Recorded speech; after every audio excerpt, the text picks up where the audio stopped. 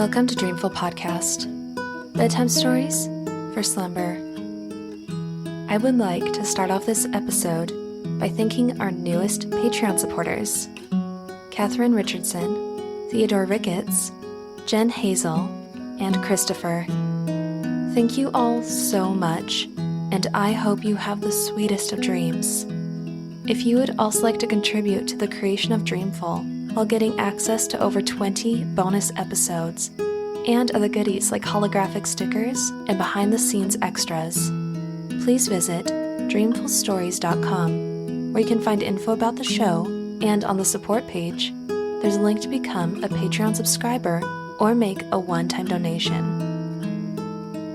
When I am having trouble sleeping, it usually has a lot to do with my anxiety levels.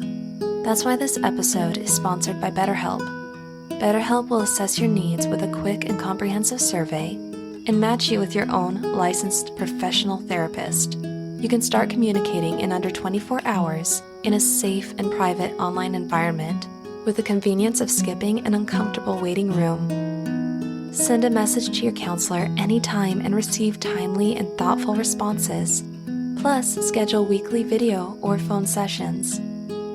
This service is available for clients worldwide, and you can find a licensed professional counselor that specializes in your specific needs, whether that be depression, sleeping, family conflicts, trauma, and much more. Best of all, it's more affordable than offline counseling, and financial aid is available. Start living a happier life today. As a listener of Dreamful, you'll get 10% off your first month by visiting our sponsor at betterhelp.com/dreamful. Join over 1 million people who have taken charge of their mental health. Again, that's BetterHelp, help spelled HELP.com/dreamful. This episode is also sponsored by Plum Deluxe. Plum Deluxe is a family-owned premium tea company that makes their teas in-house using their own unique and delicious recipes. Their Reading Nook blend of black tea, lavender, rose, and chamomile will make you want to curl up with a good book. And if you're having trouble sleeping, you might want to try their incredible selection of bedtime teas, including the Nightcap Herbal Tea with valerian root and peppermint. One of my favorites, and an absolute showstopper at tea time, is the Magical Butterfly Herbal Tea. It has a unique blend of berries and a splash of creamy vanilla, topped off with vibrant butterfly pea flowers, which turn the tea into a gorgeous shade of blue. It is pure magic in a cup. You can sign up to become a Tea Club member for as little as $10 a month and receive monthly premium seasonal teas made just for club members. Plum Deluxe has the only tea subscription where you can specify ingredient allergies or request no caffeine. As an added bonus, Tea Club members get regular perks and free shipping on all purchases. Visit plumdeluxe.com/dreamful to shop their amazing selection of premium teas blended to perfection, and enter code DREAMFUL at checkout for 10% off your purchase or 20% off your first order when you sign up to become a Tea Club member. Again, that's plumdeluxe.com/dreamful. I have also put a link in the show notes. For this episode, I let the members of the Patreon team decide what the story would be, and Sherlock Holmes won by a landslide. I hope you enjoy one of my favorite Sherlock Holmes cases, A Scandal in Bohemia. So, snuggle up in your blankets and have sweet dreams.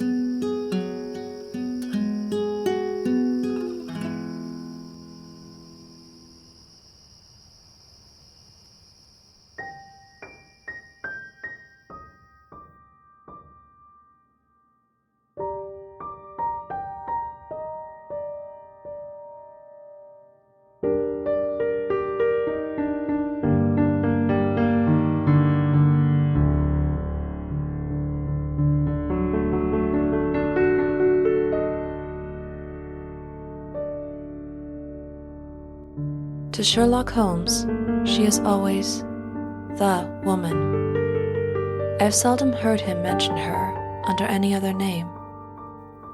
In his eyes, she eclipses and predominates the whole of her gender. It was not that he felt any emotion akin to love for Irene Adler. All emotions, and that one particularly, were abhorrent to his cold, precise, but admirably balanced mind.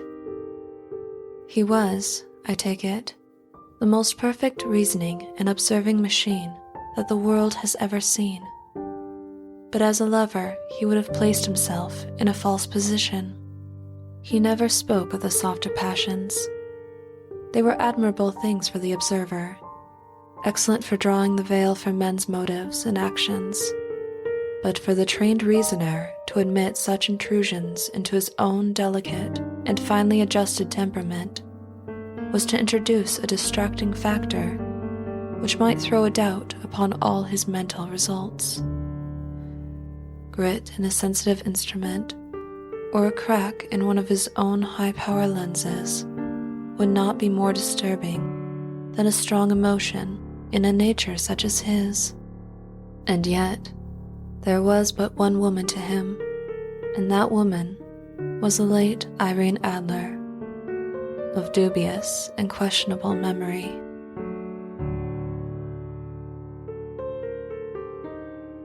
One night, I was returning from a journey to a patient, for I now returned to civil practice, when my way led me through Baker Street. As I passed the well-remembered door, I was seized with a keen desire to see Holmes again, and to know how he was employing his extraordinary powers. His rooms were brilliantly lit, and even as I looked up, I saw his tall, spare figure pass twice in a dark silhouette against the blind. He was pacing the room swiftly, eagerly, with his head sunk upon his chest, and his hands clasped behind him. To me, who knew his every mood and habit, his attitude and manner told their own story. He was at work again. He was hot upon the scent of some new problem. I rang the bell and was shown up to the apartment which had formerly been in part my own. He was glad, I think, to see me. With hardly a word spoken, but with a kindly eye, he waved me to an armchair, threw across his case of cigars, and indicated a spirit case in the corner.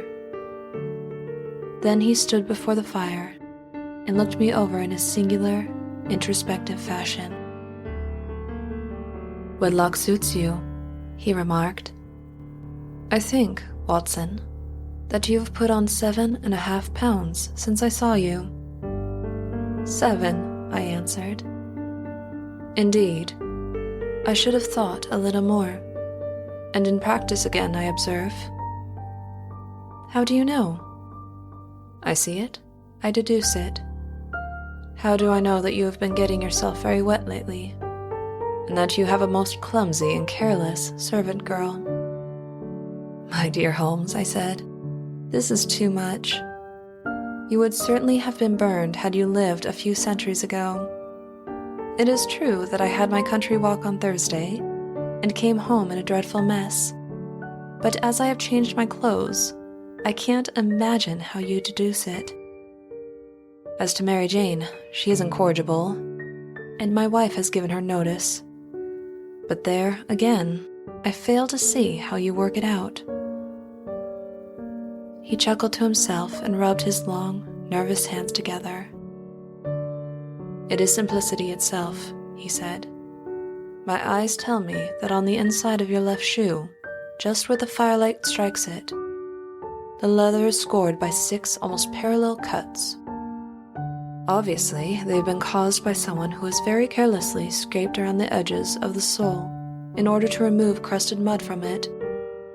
Hence, you see, my double deduction that you have been out in vile weather, and that you had a particularly malignant boot-slitting maid. As to your practice, if a gentleman walks into my room smelling of iodoform, with a black mark of nitrate of silver upon his right forefinger, and a bulge on the right side of his top hat to show where he has secreted his stethoscope, I must be dull indeed if I do not pronounce him to be an active member of the medical profession. I could not help laughing at the ease with which he explained his process of deduction. When I hear you give your reasons, I remarked, the thing always appears to me to be so ridiculously simple that I could easily do it myself, though at each successive instance of your reasoning, I am baffled until you explain your process. And yet I believe that my eyes are as good as yours. Quite so, he answered, lighting a cigarette and throwing himself down into an armchair. You see, but you do not observe. The distinction is clear.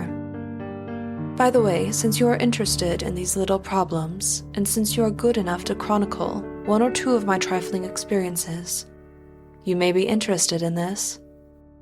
He threw over a sheet of thick, pink-tinted notepaper, which had been lying open upon the table.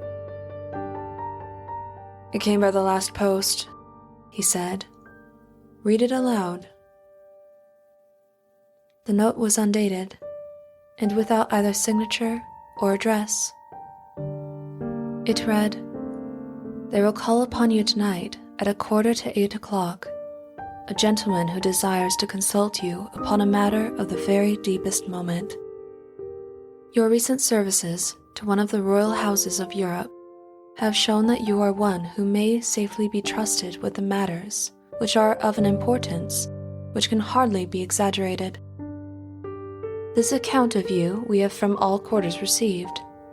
Be in your chamber then at that hour, and do not take it amiss if your visitor wears a mask." "This is indeed a mystery," I remarked. "What do you imagine that means?" "The note itself. What do you deduce from it?" he asked. I carefully examined the writing and the paper upon which it was written. "The man who wrote it was presumably well-to-do," I remarked, endeavoring to imitate my companion's processes. "Such paper cannot be bought under half a crown a packet. It is peculiarly strong and stiff."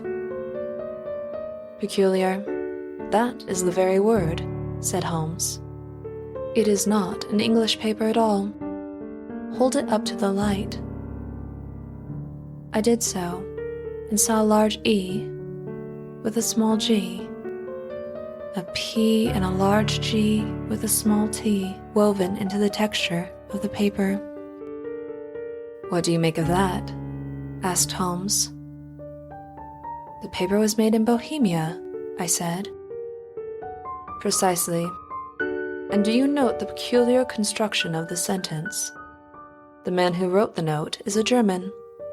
It only remains, therefore, to discover what is wanted by this German who writes upon Bohemian paper and prefers wearing a mask to showing his face. And here he comes, if I am not mistaken, to resolve all our doubts." As he spoke, there was the sharp sound of horses' hooves and grating wheels against the curb, followed by a sharp pull at the bell. Holmes whistled. "A pair by the sound," he said. "Yes," he continued, glancing out of the window. "A nice little pair of beauties. 150 guineas apiece. There's money in this case, Watson, if there is nothing else." A slow and heavy step, which had been heard upon the stairs and in the passage, paused immediately outside the door. Then there was a loud and authoritative tap. "Come in," said Holmes. A man entered who could hardly have been less than 6 feet, 6 inches in height, with the chest and limbs of a Hercules. His dress was rich with a richness which would, in England, be looked upon as akin to bad taste. The deep blue cloak which was thrown over his shoulders was lined with flame-colored silk and secured at the neck with a brooch which consisted of a single flaming barrel, boots which extended halfway up his calves, and which were trimmed at the tops with rich brown fur, completed the impression of barbaric opulence which was suggested by his whole appearance. He carried a broad-brimmed hat in his hand, while he wore across the upper part of his face a black mask, which he had apparently adjusted that very moment, for his hand was still raised to it as he entered. "You had my note?" he asked with a deep, harsh voice and a strongly marked German accent. "I told you that I would call." "Pray, take a seat," said Holmes. "This is my friend and colleague, Dr. Watson, who is occasionally good enough to help me in my cases. Whom have I the honor to address?" "You may address me as the Count von Krem, a Bohemian nobleman. I must begin," he continued, "by binding you both to absolute secrecy for 2 years. At the end of that time, the matter will be of no importance." "I promise," said Holmes. "You will excuse this mask," continued our strange visitor. "The person who employs me wishes his agent to be you, and I may confess at once that the title by which I have just called myself is not exactly my own." "I was aware of it," said Holmes dryly. "And every precaution has to be taken to quench what might grow to be an immense scandal and seriously compromise one of the reigning families of Europe. To speak plainly, the matter implicates the great house of Ormstein, hereditary kings of Bohemia." "I was also aware of that," murmured Holmes, settling himself down in his armchair and closing his eyes. Our visitor glanced with some apparent surprise at the languid, lounging figure of the man who had been no doubt depicted to him as the most incisive reasoner and most energetic agent in Europe. Holmes slowly reopened his eyes and looked impatiently at his gigantic client. "If your Majesty would condescend to state your case," he remarked, "I should be better able to advise you." The man sprang from his chair in uncontrollable agitation. Then, with a gesture of desperation, he tore the mask from his face and hurled it upon the ground. "You are right," he cried. "I am the king. Why should I attempt to conceal it?" "Why, indeed," murmured Holmes. "Your Majesty has not spoken before I was aware that I was addressing Grand Duke of Castle Felstein and hereditary king of Bohemia." "But you can understand," said our strange visitor, sitting down once more and passing his hand over his high white forehead. "The matter was so delicate that I could not confide it to an agent without putting myself in his power. I have come for the purpose of consulting you."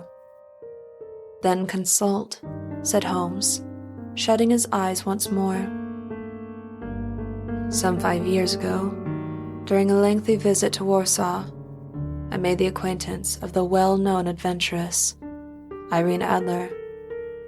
The name is no doubt familiar to you." "Let me see," said Holmes. "The prima donna Imperial Opera of Warsaw, retired from the operatic stage and now living in London. Your Majesty, as I understand, became entangled with this young person, wrote her some compromising letters, and is now desirous of getting those letters back." "Precisely so. But how?" "Was there a secret marriage?" "None." "No legal papers or certificates?" "None." "Then I fail to follow, Your Majesty. If this young person should produce her letters for blackmailing or other purposes, how is she to prove their authenticity?" "She has my photograph. We were both in the photograph." "Oh dear, that is very bad. Your Majesty has indeed committed an indiscretion." "I was only Crown Prince then. I was young." "It must be recovered." "We have tried and failed. She will not sell them." "Stolen, then?" 5 attempts have been made. Twice burglars in my pay ransacked her house. Once we diverted her luggage when she traveled. Twice she has been waylaid. There has been no result. No sign of it? Absolutely none.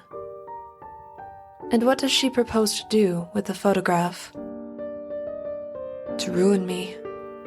I am about to be married to the second daughter of the King of Scandinavia. You may know the strict principles of her family. She is herself the very soul of delicacy. A shadow of doubt as to my conduct would bring the matter to an end. And Irene Adler threatens to send them the photograph. And she will do it. I know that she will do it.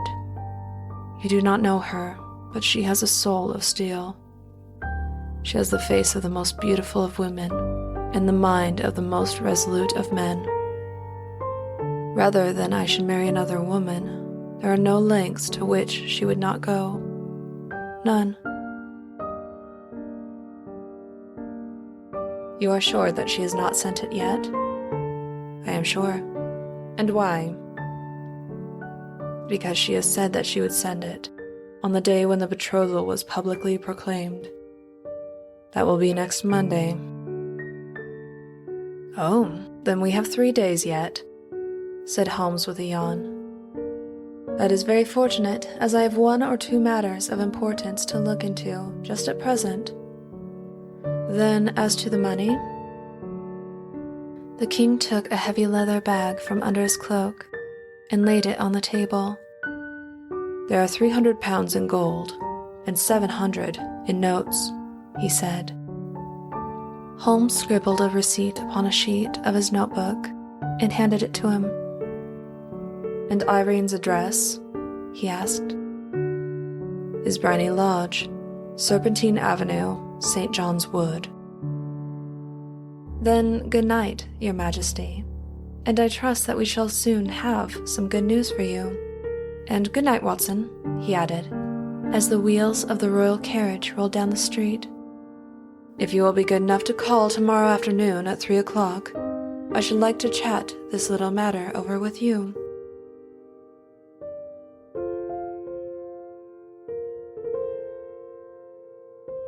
At 3 o'clock precisely, I was at Baker Street, but Holmes had not yet returned. I sat down beside the fire, however, with the intention of awaiting him, however long he might be. It was close upon 4 before the door opened, and a drunken-looking groom, ill-kempt and side-whiskered, with an inflamed face and disreputable clothes, walked into the room. Accustomed as I was to my friend's amazing powers in the use of disguises, I had to look 3 times before I was certain that was indeed Mr. Holmes. With a nod he vanished into the bedroom, whence he emerged in 5 minutes, tweed-suited and respectable. Putting his hands into his pockets, he stretched out his legs in front of the fire and laughed heartily for some minutes. I suppose that you have been watching the habits and perhaps the house of Miss Irene Adler, I mused. Quite so. I left the house a little after 8 o'clock this morning in the character of a groom out of work. I soon found Briny Lodge. It is a villa with a garden at the back, but built out in front right up to the road. Large sitting room on the right side, well furnished, with long windows almost to the floor. Behind there was nothing remarkable. I then lounged down the street and found, as I expected, that there was a mews in the lane which runs down by one wall of the garden. I lent the ostlers a hand in rubbing down their horses and received in exchange 2 pence and as much information as I could desire about Miss Adler. And what of Irene Adler? I asked. Oh, she has turned all the men's heads down that part. She lives quietly, sings at concerts, drives out at 5 every day, and returns at 7 sharp for dinner. Has only 1 male visitor, but a good deal of him. He is a Mr. Godfrey Norton of the Inner Temple. This Godfrey Norton was evidently an important factor in the matter. He was a lawyer. That sounded ominous. What was the relation between them? And what the object of his repeated visits? Was she his client, his friends, or his mistress? If the former, she had probably transferred the photograph to his keeping. If the latter, it was less likely. On the issue of this question depended whether I should continue my work at Bryony Lodge or turn my attention to the gentleman's chambers in the temple. I fear that I bore you with these details, but I have to let you see my little difficulties, if you are to understand the situation. Holmes continued. I was still balancing the matter in my mind when a cab drove up to Bryony Lodge, and a gentleman sprang out. He was a remarkably handsome man, dark and mustached, evidently the man of whom I had heard. He appeared to be in a great hurry, shouted to the cabman to wait, and brushed past the maid who opened the door with the air of a man who was thoroughly at home. Presently he emerged, looking even more flurried than before. As he stepped up to the cab, he pulled a gold watch from his pocket and looked at it earnestly. Drive like the devil, he shouted. Church of St. Monica in the Edgware Road. Half a guinea if you do it in 20 minutes. Away they went, and I was just wondering whether I should not do well to follow them, when up the lane came a neat little landau. It hadn't pulled up before she shot out of the hall door and into it. I only caught a glimpse of her at the moment, but she was a lovely woman, with a face that a man might die for. The Church of St. Monica, John, she cried, and half a sovereign if you reach it in 20 minutes. This was quite too good to lose, Watson. I was just balancing whether I should run for it, when a cab came through the street. It was 25 minutes to 12, and of course it was clear enough what was in the wind. My cabbie drove fast. I don't think I ever drove faster, but the others were there before us. I paid the man and hurried into the church. There was not a soul there save the two whom I had followed, and a clergyman. They were all three standing in a knot in front of the altar.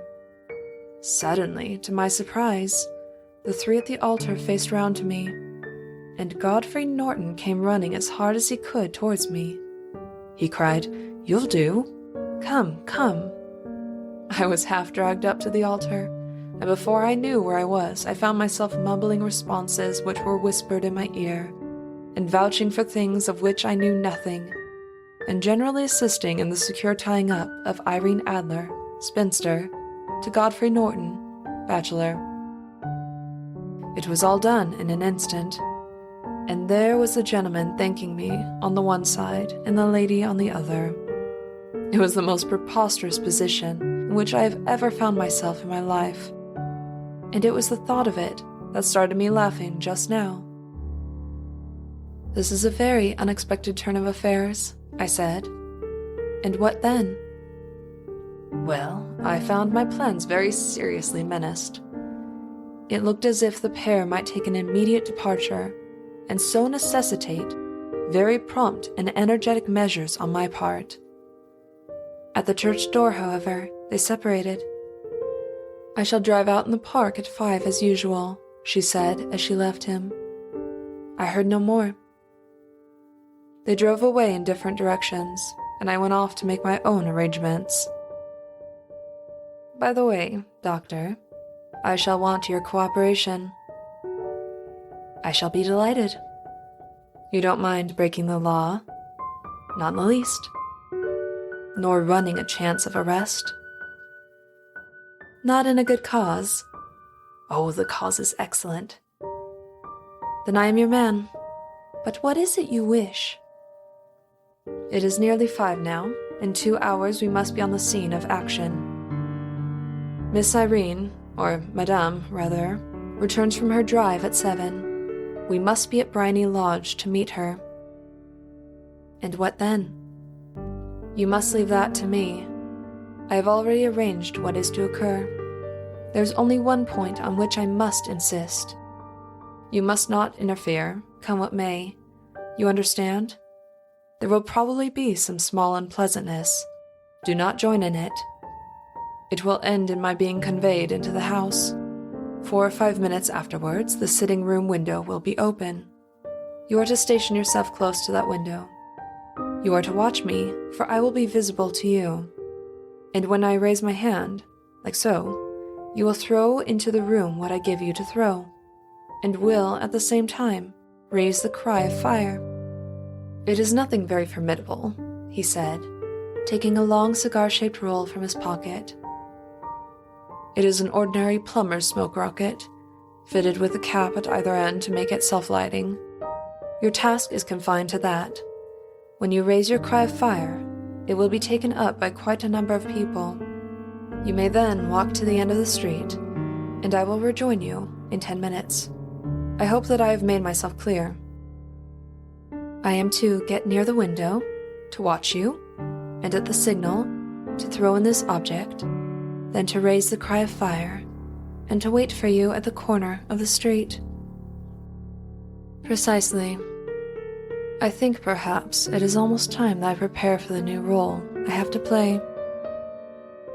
He disappeared into his bedroom and returned in a few minutes in the character of an amiable and simple-minded nonconformist clergyman. His broad black hat, his baggy trousers, his white tie, his sympathetic smile and general look of peering and benevolent curiosity were such as Mr. John Hare alone could have equaled. It was not merely that Holmes changed his costume. His expression, his manner, his very soul seemed to vary with every fresh part that he assumed. The stage lost a fine actor, even as science lost an acute reasoner, when he became a specialist in crime.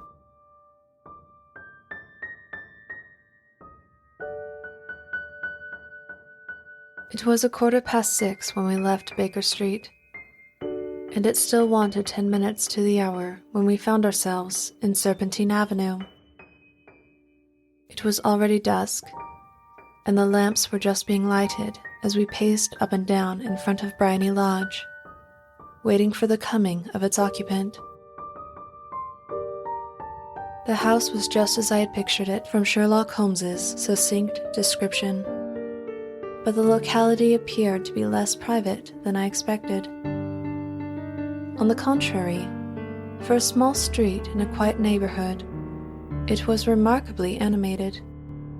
There was a group of shabbily dressed men smoking and laughing in a corner, 2 guardsmen who were flirting with a nurse girl, and several well-dressed young men who were lounging up and down with cigars in their mouths. "You see," remarked Holmes, as we paced to and fro in front of the house, "this marriage rather simplifies matters. The photograph becomes a double-edged weapon now. The chances are that she would be as adverse to it being seen by Mr. Godfrey Norton as our client is to it coming to the eyes of his princess. Now the question is, where are we to find the photograph? It is most unlikely that she carries it about with her. She knows that the king is capable of having her waylaid and searched. 2 attempts of the sort have already been made. We may take it, then, that she does not carry it about with her. Where, then? Her banker or her lawyer? There is that double possibility, but I am inclined to think neither. Women are naturally secretive, and they like to do their own secreting. Why should she hand it over to anyone else? She could trust her own guardianship, but she cannot tell what indirect or political influence might be brought to bear upon a businessman. Besides, remember that she had resolved to use it within a few days. It must be where she can lay her hands upon it. It must be in her own house. But it has twice been burgled. They did not know how to look, and I will get her to show me. Ah, but I hear the rumble of the wheels. It is her carriage. Carry out my orders to the letter." As he spoke, the gleam of the side lights of a carriage came round the curve of the avenue. As it pulled up, one of the loafing men at the corner dashed forward to open the door in the hope of earning a copper, but was elbowed away by another loafer who had rushed up with the same intention. A fierce quarrel broke out, which was increased by the two guardsmen who took sides with one of the loungers. A blow was struck, and in an instant the lady, who had stepped from her carriage, was at the center of a little knot of flushed and struggling men who struck savagely at each other with their fists and sticks. Holmes dashed into the crowd to protect the lady, but just as he reached her, he gave a cry and dropped to the ground, with the blood running freely down his face. At his fall, the guardsmen took to their heels in one direction, and the loungers in the other, while a number of better-dressed people who had watched the scuffle without taking part in it crowded in to help the lady and to attend to the injured man. Irene Adler had hurried up the steps, but she stood at the top with her superb figure outlined against the lights of the hall, looking back into the street. "Is the poor gentleman much hurt?" she asked. No, there's life in him," shouted another. "But he'll be gone before you can get him to the hospital." "Bring him into the sitting room. There is a comfortable sofa. This way, please." Slowly and solemnly, he was brought into Bryony Lodge and laid out in the principal room, while I still observed the proceedings from my post by the window. The lamps had been lit, but the blinds had not been drawn so that I could see Holmes as he lay upon the couch. I do not know whether he was seized with compunction at that moment for the part he was playing, but I know that I never felt more heartily ashamed of myself in my life than when I saw the beautiful creature against whom I was conspiring, or the grace and kindliness with which she waited upon the injured man. And yet, it would be the blackest treachery to Holmes to draw back now from the part which he had entrusted to me. I hardened my heart and took the smoke rocket from under my ulster. After all, I thought, we are not injuring her. We are but preventing her from injuring another. Holmes had sat up upon the couch, and I saw him motion like a man who is in need of air. A maid rushed across and threw open the window. At the same instant, I saw him raise his hand, and at the signal, I tossed my rocket into the room with a cry of, "Fire!"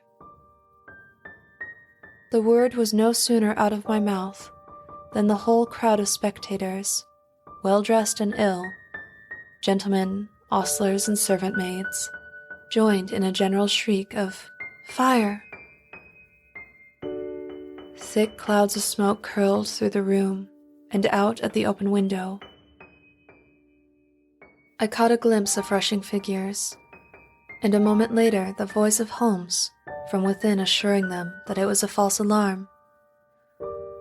Slipping through the shouting crowd, I made my way to the corner of the street, and in 10 minutes was rejoiced to find my friend's arm in mine, and to get away from the scene of uproar.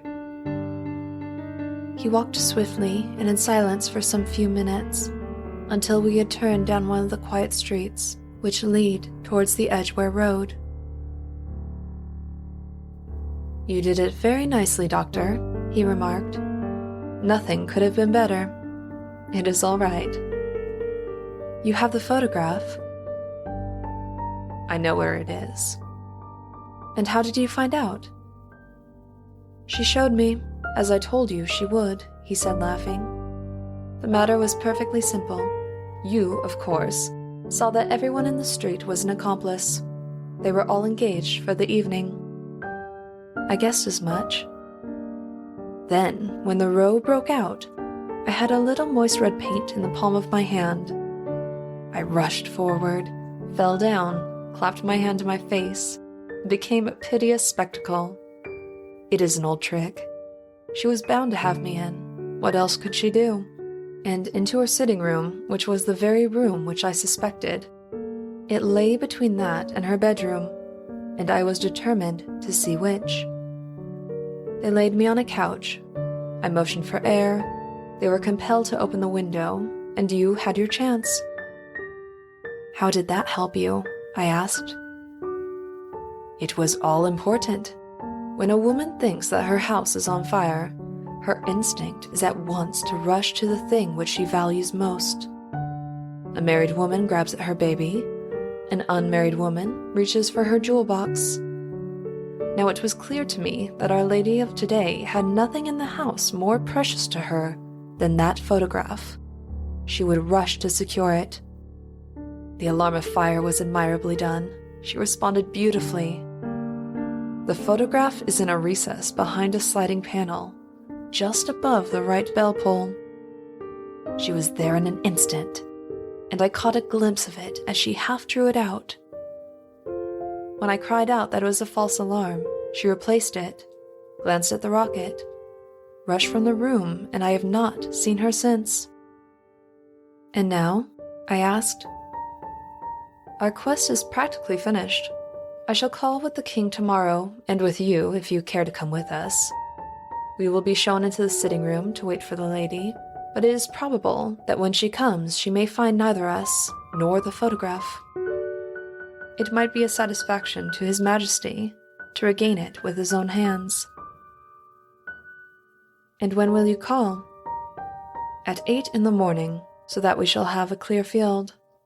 Besides, we must be prompt, for this marriage may mean a complete change in her life and habits. I must wire to the king without delay.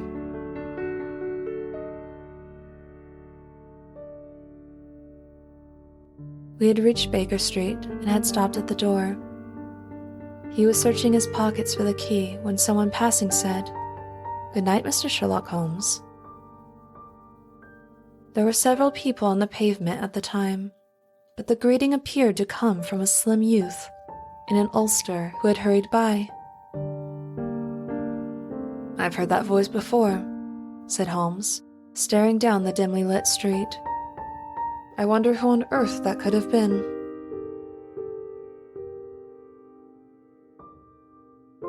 I slept at Baker Street that night, and we were engaged upon our toast and coffee in the morning when the King of Bohemia rushed into the room. We descended and started off once more for Briony Lodge. "Irene Adler is married," remarked Holmes. "It would spare your majesty of all fear of future annoyance. If the lady loves her husband, she does not love your majesty. If she does not love your majesty, there is no reason why she should interfere with your majesty's plan." We drew up in Serpentine Avenue. The door of Briony Lodge was open, and an elderly woman stood upon the steps. She watched us with a sardonic eye as we stepped from the cab. "Mr. Sherlock Holmes, I believe?" she said. "I am Mr. Holmes," answered my companion, looking at her with a questioning and rather startled gaze. "Indeed, my mistress told me that you were likely to call. She left this morning with her husband by the 5:15 train from Charing Cross for the Continent." Sherlock Holmes staggered back, white with chagrin and surprise. "Do you mean that she has left England?" "Never to return." Holmes pushed past the servant and rushed into the drawing room, followed by the king and myself. The furniture was scattered about in every direction, with dismantled shelves and open drawers, as if the lady had hurriedly ransacked them before her flight. Holmes rushed at the bell pull, tore back a small sliding shutter, and, plunging in his hand, pulled out a photograph and a letter. The photograph was of Irene Adler herself in evening dress. The letter was superscribed to Sherlock Holmes. My friend tore it open, and we all three read it together. It was dated at midnight of the preceding night, and it read, "My dear Mr. Sherlock Holmes, You really did it very well. You took me in completely. Until after the alarm of fire, I had not a suspicion. But then, when I found how I had betrayed myself, I began to think. I had been warned against you months ago. I had been told that if the king employed an agent, it would certainly be you, and your address had been given to me. Yet, with all this, you made me reveal what you wanted to know. Even after I became suspicious, I found it hard to think evil of such a dear, kind old clergyman. But, I have been trained as an actress myself. Male costume is nothing new to me. I often take advantage of the freedom which it gives. I sent John the coachman to watch you, ran up the stairs, got into my walking clothes, as I call them, and came down just as you departed. Well, I followed you to your door, and so made sure that I was really an object of interest to the celebrated Mr. Sherlock Holmes. Then I, rather imprudently, wished you good night, and started for the temple to see my husband. We both thought the best resource was flight, when pursued by so formidable an antagonist, so you will find the nest empty when you call tomorrow. As to the photograph, your client may rest in peace. I love and am loved by a better man than he. The king may do what he will, without hindrance from one whom he has cruelly wronged. I keep it only to safeguard myself, and to preserve a weapon which will always secure me from any steps which he might take in the future. I leave a photograph which he might care to possess, and I remain, dear Mr. Sherlock Holmes, very truly yours, Irene Norton, née Adler. What a woman, cried the King of Bohemia, when we had all three read the letter. Did I not tell you how quick and resolute she was? Would she not have made an admirable queen? Is it not a pity that she was not on my level? From what I have seen of the lady, she seems indeed to be on a very different level to your majesty, said Holmes coldly. I am sorry that I have not been able to bring your majesty's business to a more successful conclusion. On the contrary, my dear sir, cried the king, nothing can be more successful. I know that her word is inviolate. The photograph is now as safe as if it were in the fire. I am immensely indebted to you. Tell me in what way I can reward you. You have but to name it. Holmes waved the papers in his hand. This photograph. The king stared at him in amazement. Irene's photograph, he cried. Certainly, if you wish it. I thank your majesty. Then there is no more to be done in the matter. I have the honor to wish you a very good morning.